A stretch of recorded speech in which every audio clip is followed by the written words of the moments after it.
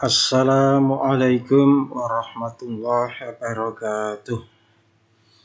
Alhamdulillah para mahasiswa, selamat berjumpa lagi. Semoga kalian semua dalam keadaan sehat, tak kurang suatu apapun. Marilah kita awali kuliah kita pada pagi hari ini dengan membaca basmalah. Bismillahirrahmanirrahim. Untuk kali ini saya akan mempresentasikan tema tentang kisah-kisah dalam Al-Quran.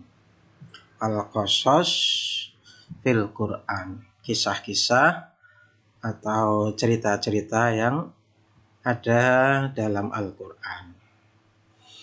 Di sebagaimana kita ketahui, dalam surat Al-Fatihah sudah diisyaratkan bahwa selain masalah akidah, masalah ibadah dan akhlak, Al-Quran juga berisi tentang kisah-kisah. Dalam Al-Quran surat Al-Fatihah itu disyaratkan Siratal ladzina an'amta alaihim ghairil maghdubi alaihim waladdallin. Jadi di situ diisyaratkan orang-orang yang sudah diberi nikmat oleh Allah. Jadi ini menyangkut sejarah, menyangkut kisah. Demikian juga dijelaskan orang-orang yang dimurkai serta orang-orang yang sesat. Kisah adalah pemberitahuan. Jadi kisah Al-Quran adalah pemberitahuan Al-Quran tentang hal ihwal umat yang telah lalu.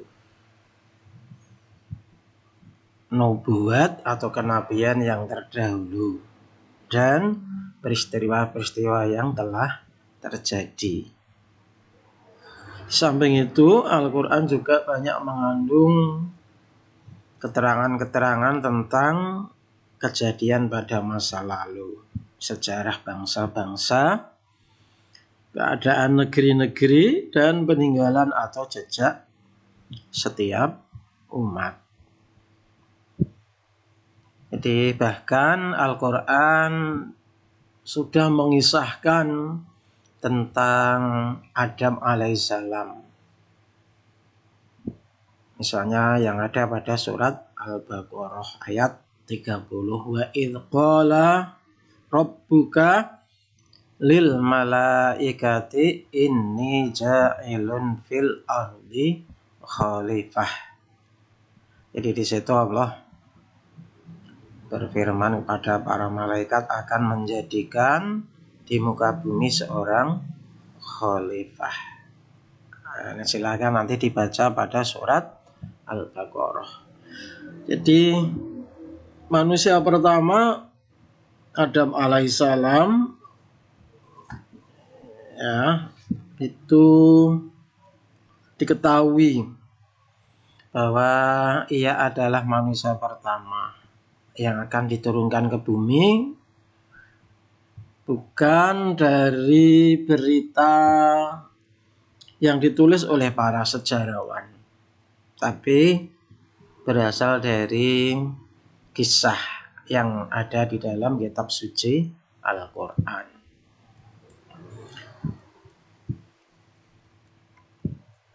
Para mahasiswa yang dirahmati Allah, metodologi memahami kisah-kisah dalam Al-Quran. Jadi ini seperti tentang kisah Nabi Adam alaihissalam yang sebagai manusia pertama Nah, itu bagaimana itu cara memahaminya. Ya, seandainya kisah yang ada dalam Al-Quran itu tidak meninggalkan bukti-bukti empiris seperti peninggalan-peninggalan berupa benda-benda, berupa bangunan, berupa artefak, dan seterusnya. Apakah kita bisa percaya? Nah, oleh karena itu para ulama memiliki metodologi dalam memahami kisah-kisah dalam Al-Quran. Para ulama mengelompokkan kisah-kisah Al-Quran dalam kategori berita-berita gaib.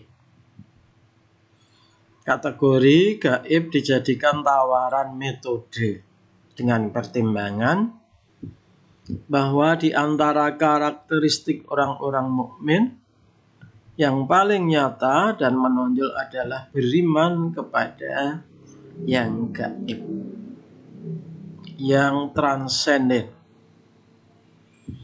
Selain itu, hal ini juga diperkuat dengan landasan dari bagian rukun iman, yaitu beriman kepada yang gaib. Misalnya beriman kepada Allah. Nah, ini otomatis merupakan kategori percaya kepada yang gaib, percaya pada malaikat, ya, termasuk percaya pada hari akhir. Jadi dalam Islam maupun agama yang lain, keyakinan pada sesuatu yang gaib itu adalah sesuatu yang sangat penting, sangat dominan. Ya, kita termasuk umat beragama lain tidak mungkin memeluk suatu agama tidak kalau tidak percaya pada sesuatu yang gaib. Seorang tidak akan mau bersusah payah beribadah, sholat misalnya, puasa misalnya, jika dia tidak percaya bahwa akibat perbuatannya tersebut akan dia tuai, akan dia panen nanti pada kehidupan di akhirat. Akhirat adalah sesuatu yang gaib. Nah, tawaran meyakini kisah-kisah Al-Quran dengan kategori berita-berita gaib adalah sejalan dengan model keberagamaan kita, termasuk keberagamaan agama-agama yang lain. Kategori gaib dalam Al-Quran yang pertama yaitu gaib pada masa lalu. Jadi kisah Al-Quran yang terjadi pada masa lalu. Yang pertama misalnya kisah tentang dialog malaikat dengan Tuhannya mengenai penciptaan khalifah di bumi, sebagaimana tercantum dalam Al-Quran surat Al-Baqarah ayat 30 sampai 34. Jadi Allah berdialog dengan para malaikat dan menyampaikan berita bahwa akan menciptakan seorang makhluk yang kelak diyakini itu adalah Adam alaihissalam, menciptakan makhluk di muka bumi.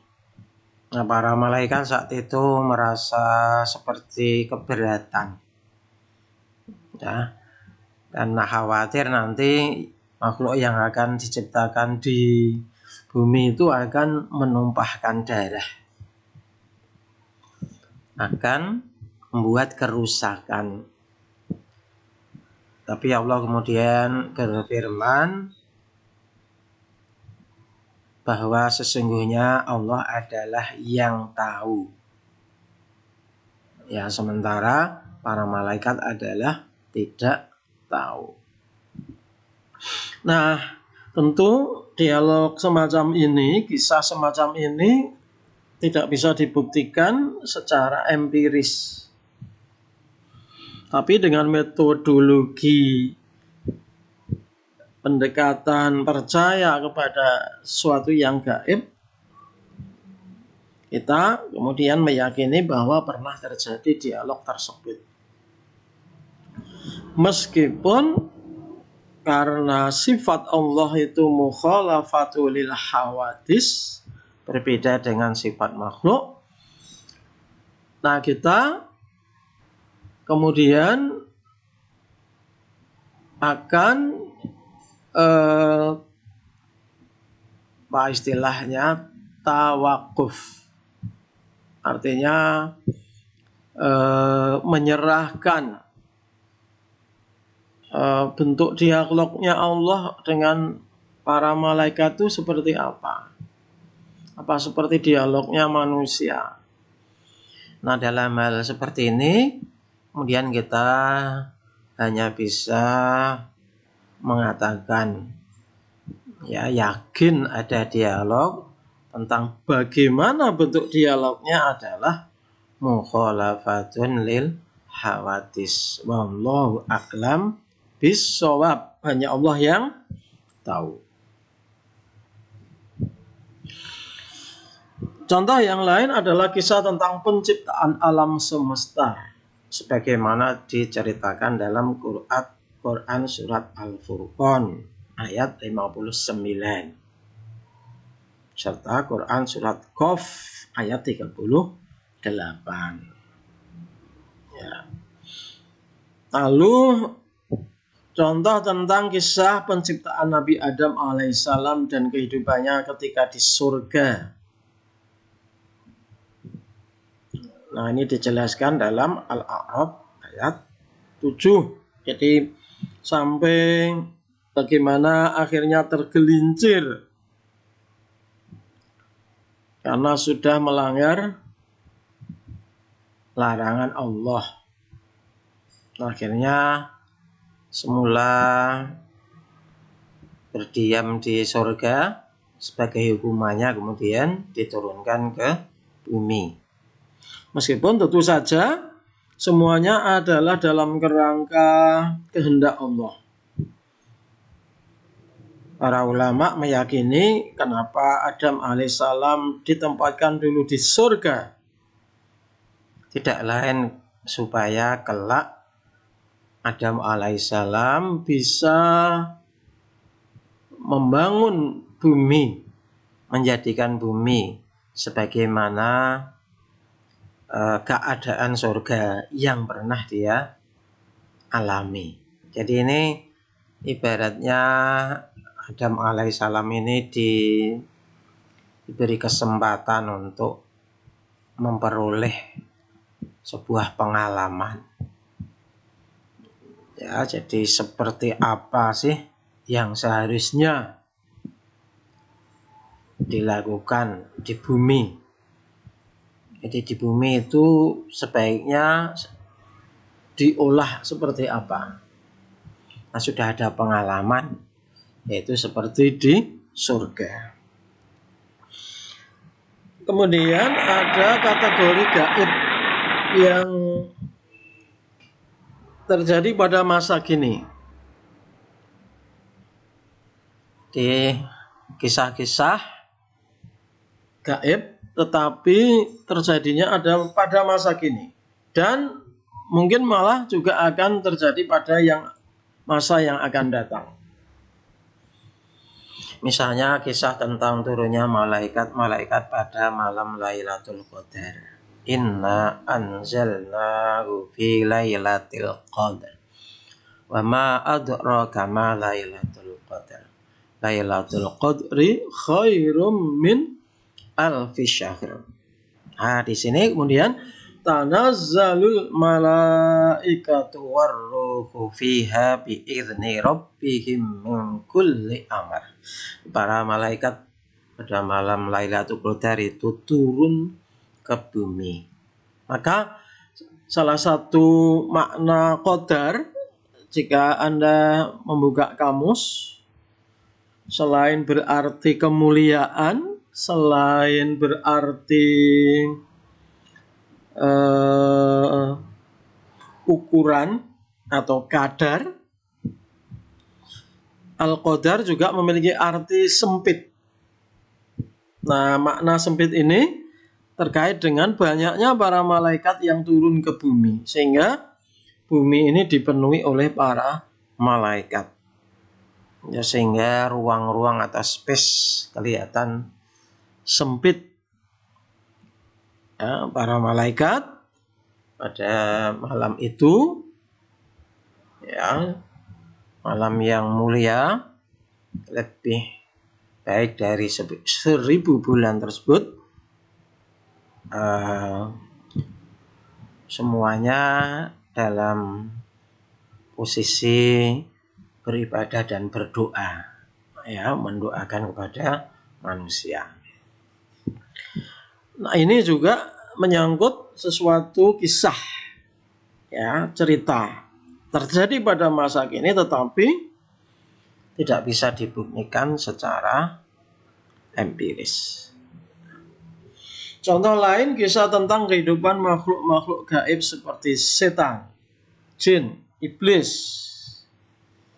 seperti yang tercantum dalam Quran surat Al-A'raf ayat 13 sampai 14. Para mahasiswa yang saya banggakan, ya, berikutnya adalah gaib pada masa depan. Contohnya kisah tentang akan datangnya hari kiamat, seperti tercantum dalam Al-Qari'ah, juga Al-Zalzalah. Ya, idza zilzilatil ardu zilzalaha wa akhrajatil ardu asqalaha wa qalal insanu ma laha yauma idzin tuhadditsu akhbaruha bi anna rabbaka awhalaha. Ya. Jadi dua ayat tersebut mengisahkan apa yang akan terjadi pada hari kiamat. Ya.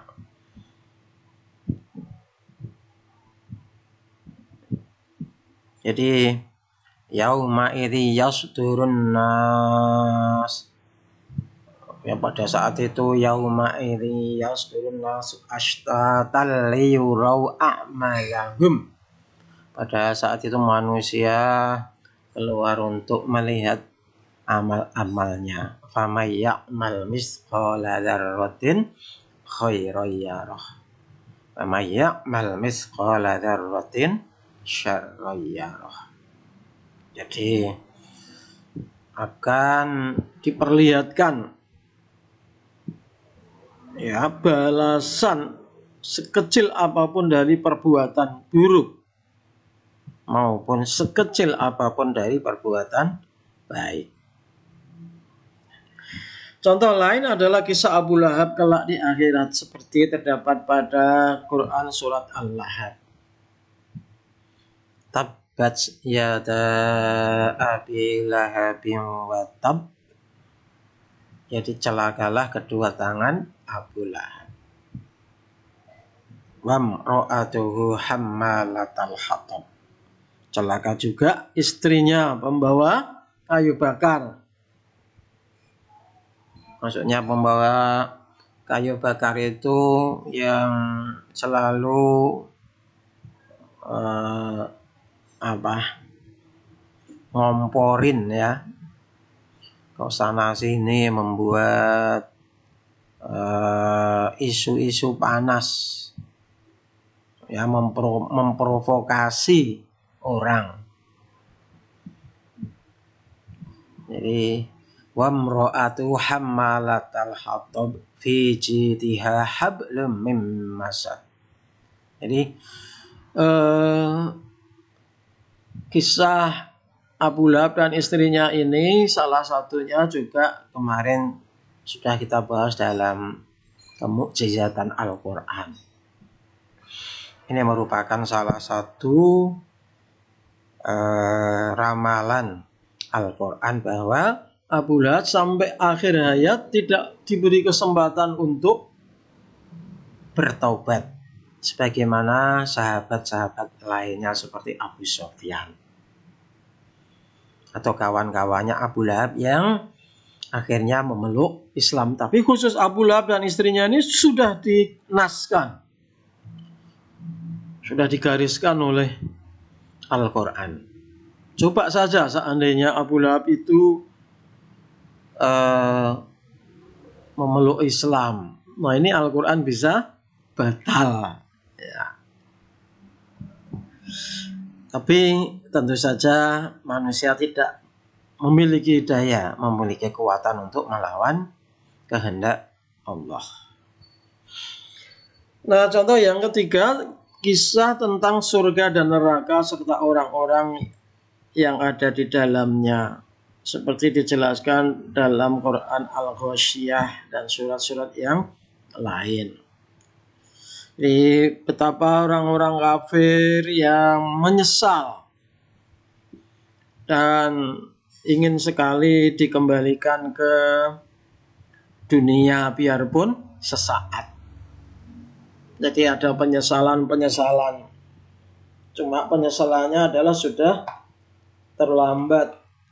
Jangankan menyesal di akhirat, menyesal di dunia seperti Fir'aun pada saat akan tenggelam itu sudah tidak berguna lagi.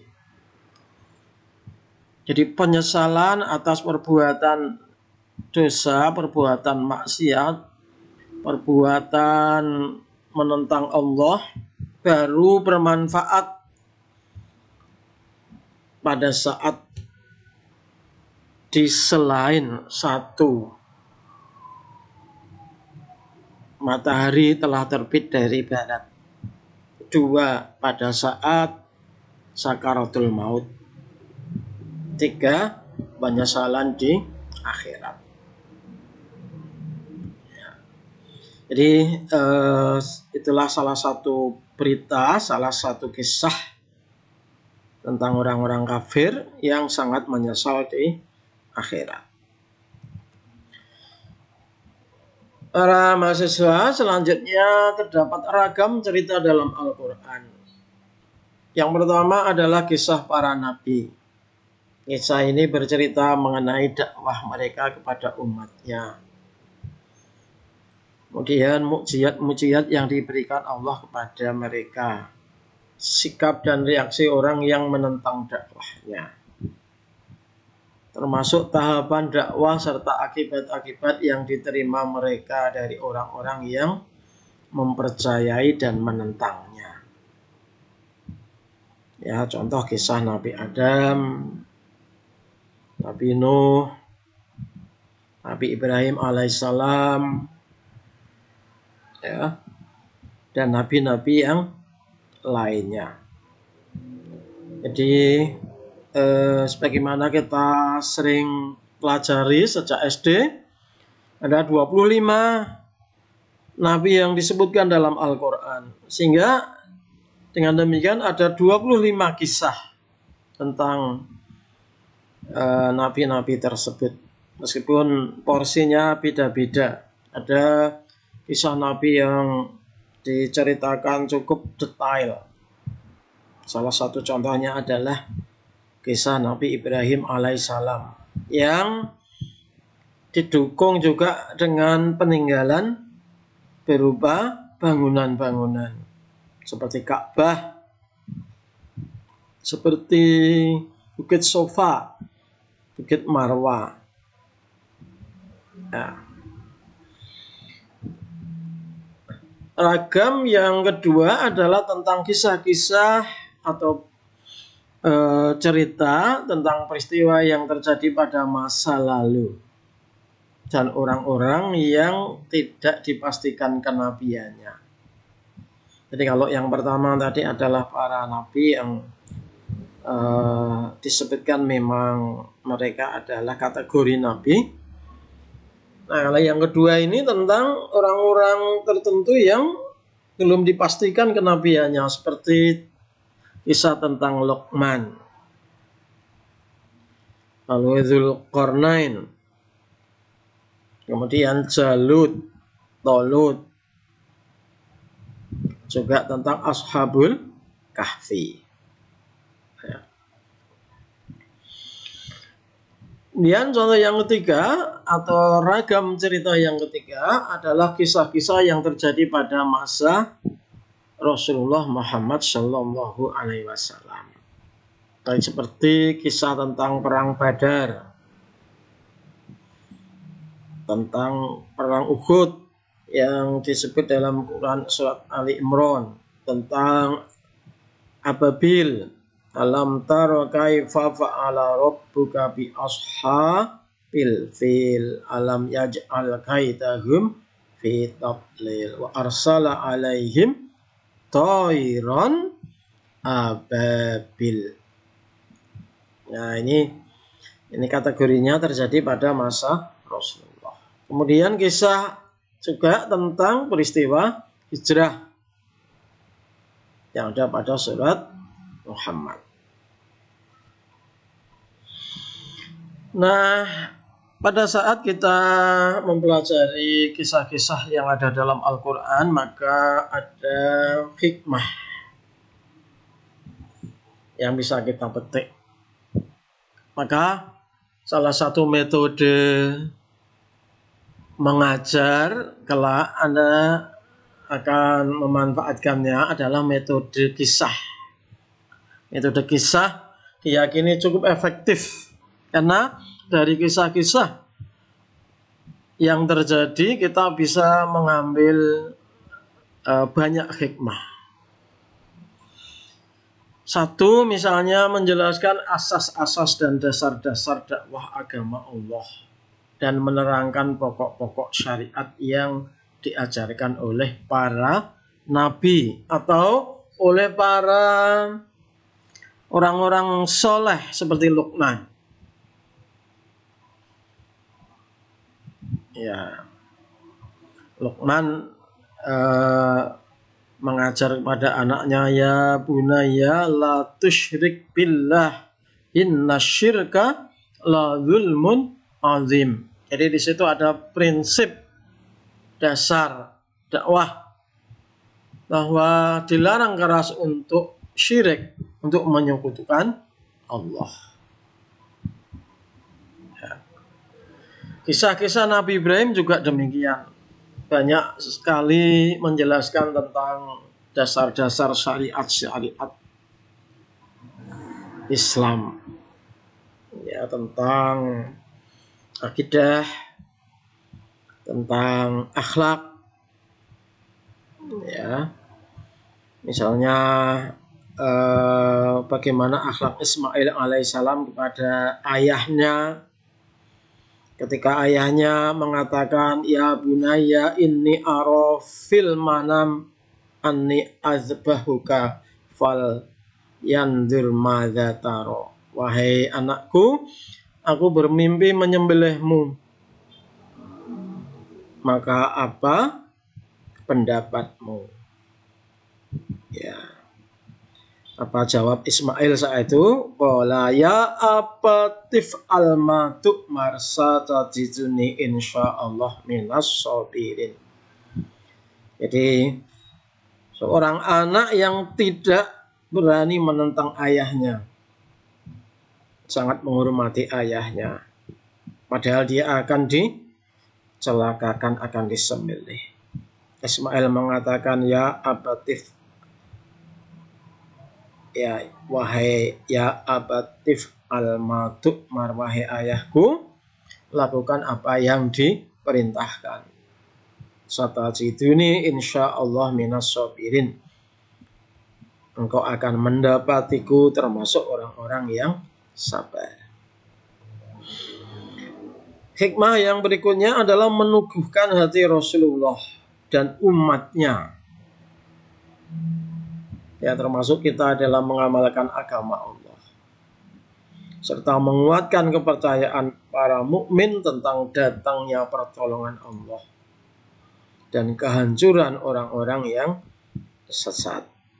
Jadi banyak sekali kisah-kisah dalam Al-Quran yang kemudian menginspirasi kita. Misalnya tentang kisah perang Badar, di mana pasukan Islam jumlahnya sedikit, tapi yang sedikit itu memiliki kekuatan yang dahsyat, bisa mengalahkan jumlah lawan yang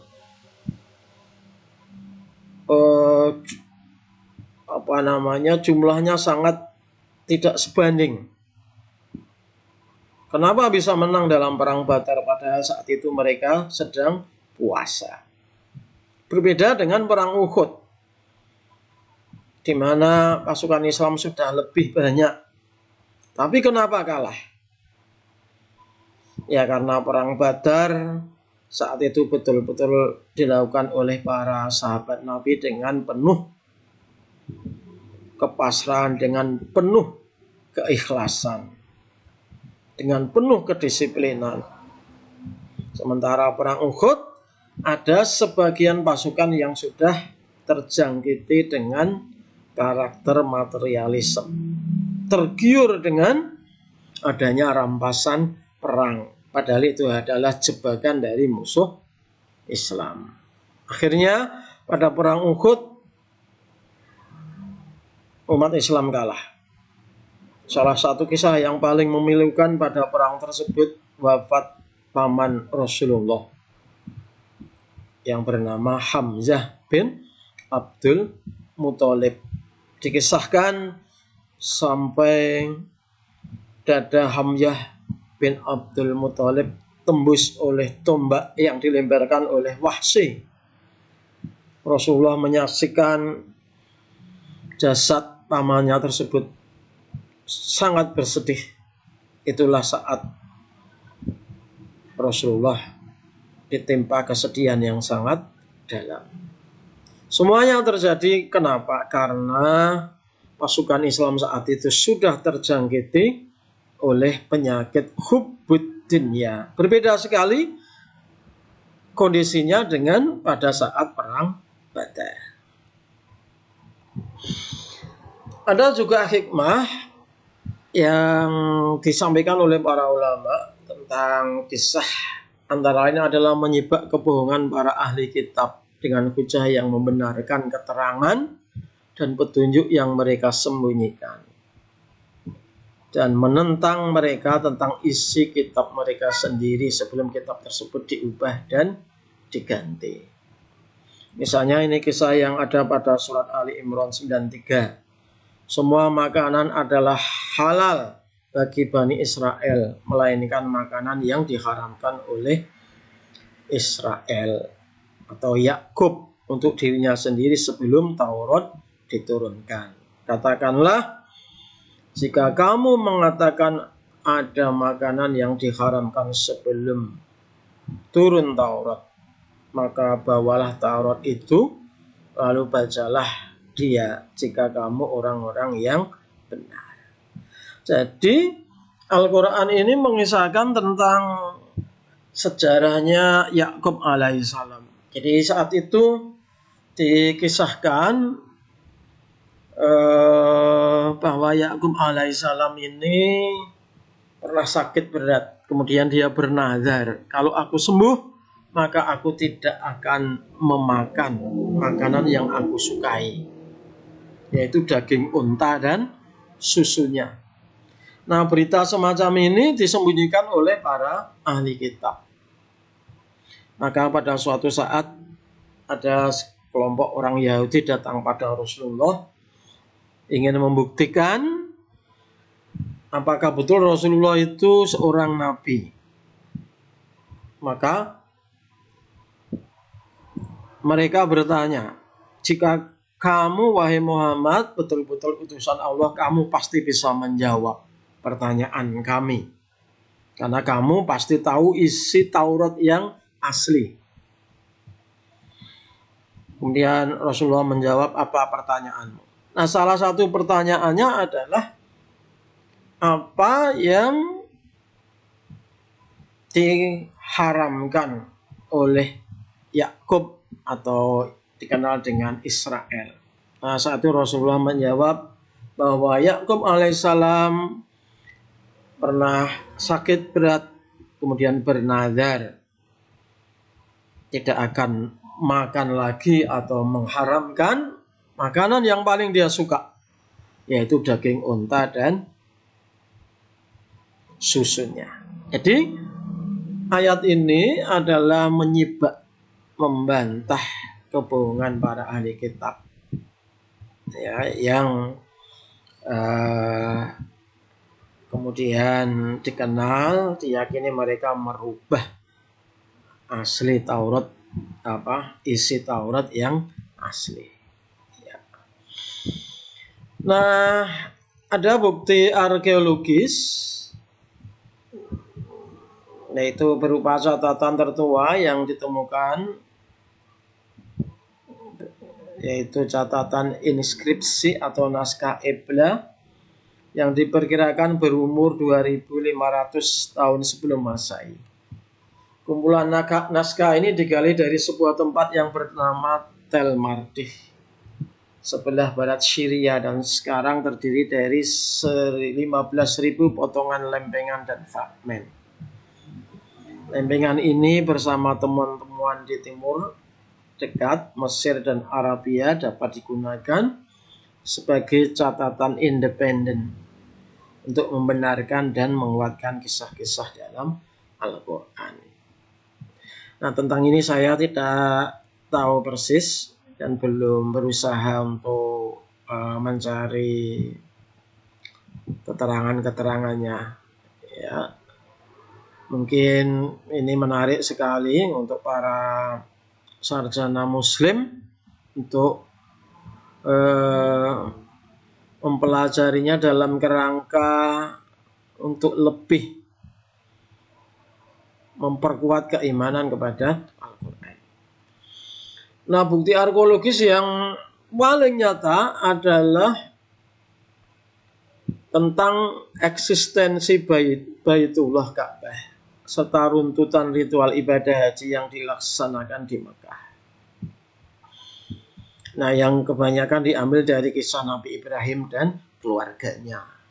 Jadi misalnya kisah tentang sa'i yang dimulai dari Bukit Sofa ke Bukit Marwa.